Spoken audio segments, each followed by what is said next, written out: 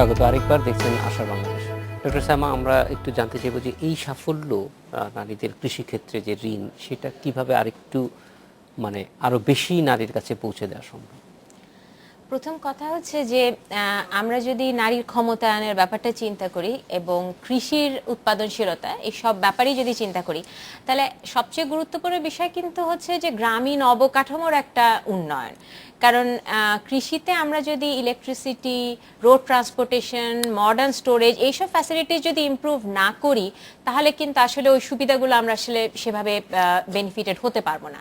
আর যদি আমরা পুষ্টি, ক্ষমতায়ন এই ধরনের বিষয়গুলোকেও যদি আমরা চিন্তা করি, তাহলে যেমন এই ক্রেডিট যেগুলো দেওয়া হচ্ছে, সেই ক্রেডিটে কিন্তু সাপ্লিমেন্টারি তারা কিন্তু কিছু ব্যবস্থা নিতে পারে, যেমন কিছু এফজিডি করতে পারে, কিছু ফোকাস গ্রুপ ডিসকাশন করতে পারে, কিছু লিফলেট দিতে পারে, মিডিয়া সহায়তা নিতে পারে, যার মাধ্যমে পুষ্টির ব্যাপারটা আরেকটু বৃহৎ আকারে জানানো, যে নারীটা ঋণ নিচ্ছে সে পুষ্টির ব্যাপারটা জানলো এবং তাকে সাংসারিক কাজে তাকে সাহায্য করার জন্য বিভিন্ন অ্যাওয়ারনেস প্রোগ্রামের ব্যবস্থা করা।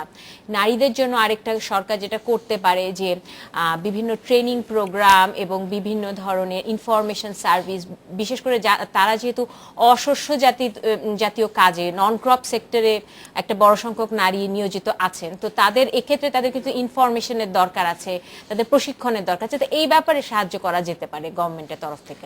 বাণিজ্যিক ব্যাংকের কি এক্ষেত্রে ইন্টারভেনশনের কোনো সুযোগ আছে? হ্যাঁ, বাণিজ্যিক ব্যাংকের তো অবশ্যই ইন্টারভেনশনের সুযোগ আছে, কারণ আসলে মাইক্রো ফাইন্যান্স দিয়ে তো আর সবকিছু কভার করা সম্ভব না। আর ঋণ তো একটা খুব গুরুত্বপূর্ণ একটা বিষয়। তো এক্ষেত্রে মেয়েদের ক্ষেত্রে যদি আমরা বলি, তাহলে একটা ব্যাপার কিন্তু গুরুত্বপূর্ণ, সেটা হচ্ছে জামানতের ব্যাপারটা।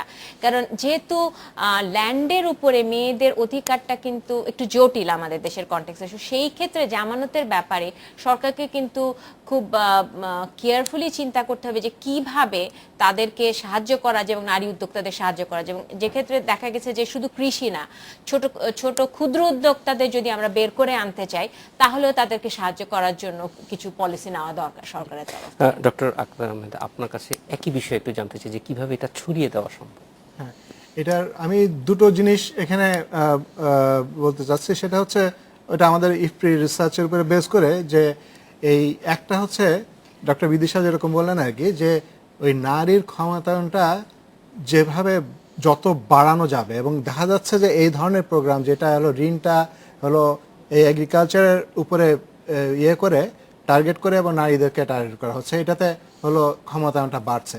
তো আমাদের এটার থেকে যেটা দেখেছি যে women's empowerment in agriculture index থেকে যেটা আমরা দেখেছি, যে এই ধরনের যত বাড়বে তত এগ্রিকালচার ডাইভার্সিটি বাড়বে এবং ডায়েটারি ডাইভার্সিটি বাড়বে, দুটোই। তাই ইনকামও বাড়বে এবং তার সাথে সাথে নিউট্রিশন বাড়বে আর কি।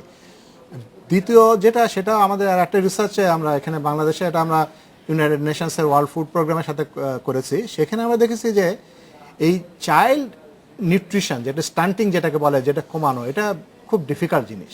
কিন্তু আমরা একটা রিসার্চে ওইটা ওই একই র্যান্ডামাইজ কন্ট্রোল ট্রায়াল ওইভাবে আমরা দেখেছি যে যখন এই সেফটি নেট প্রোগ্রামের সাথে নিউট্রিশন বিহেভিয়ার চেঞ্জ কমিউনিকেশন ওটা যদি ঠিক মতো দেওয়া যায়, তাহলে আমরা দেখেছি যে যে চাইল্ড স্টান্টিং রেট যেটা এখন যেটা চলছে সেটার থেকে 4 গুণ বেশি আমরা ওটা পেয়েছি আর কি। তো এইগুলো পলিসিতে আপনার নিলে আমার মনে হয় আমরা অনেক ভালো ইয়ে দেখব। জি, ডক্টর মালেক, আক্তার আহমেদ এবং ডক্টর সায়মা, আপনাদের সবাইকে ধন্যবাদ আমাদের সঙ্গে আজকে আলোচনা যোগ দেওয়ার জন্য। এই ছিল আশার বাংলাদেশে। দেখা হবে আগামী শনিবার। ভালো থাকবেন।